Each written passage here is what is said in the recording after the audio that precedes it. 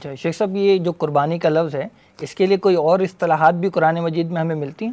جی، قرآن حکیم میں ایک صورت تو سب کو یاد ہے، اِنَّا أَعْطَيْنَاكَ الْكَوْثَرَ فَصَلِّ لِرَبِّكَ وَانْحَرْ، کہ اے نبی صلی اللہ علیہ وسلم ہم نے آپ کو کوثر عطا فرمائی، پس آپ اپنے رب کے لیے نماز ادا کیجئے اور ونحر اور نحر یعنی قربانی پیش کیجئے۔ ویسے تو ہمارے اونٹ کو جب ہم لفظ ذبح استعمال کرتے تو کہتے ہیں اونٹ کو نحر کرنا، لیکن یہ مجموعی اعتبار سے وہی ہے کہ کسی جانور کو راہ خدا میں اس کے قرب کے حصول کے لیے پیش کرنا۔ تو نحر کا لفظ بھی قرآن حکیم نے استعمال کیا، اور یوم النحر حدیث میں لفظ استعمال ہوتا ہے، آگے ذکر بھی آئے گا کہ یوم النحر یعنی قربانی کے دن بندے کا کوئی عمل اللہ سبحانہ وتعالیٰ کی نگاہ میں کسی جانور کے خون کے بہائے جانے سے زیادہ پسندیدہ نہیں ہے۔ تو نحر کا لفظ بھی قرآن نے استعمال کیا۔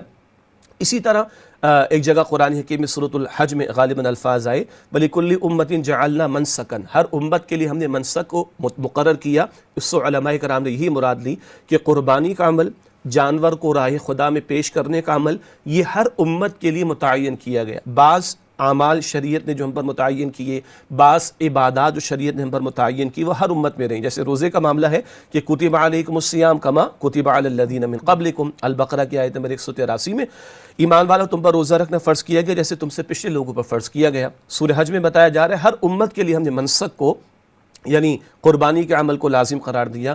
تو قربان کا لفظ یا منسک کا لفظ یا نسک کا لفظ کہہ لیں یا نحر کا لفظ، یہ مختلف الفاظ قرآن حکیم میں مستعمل ہیں، یعنی اس جانور کو راہ خدا میں پیش کرنے کے عمل کو بیان کرنے کے لیے۔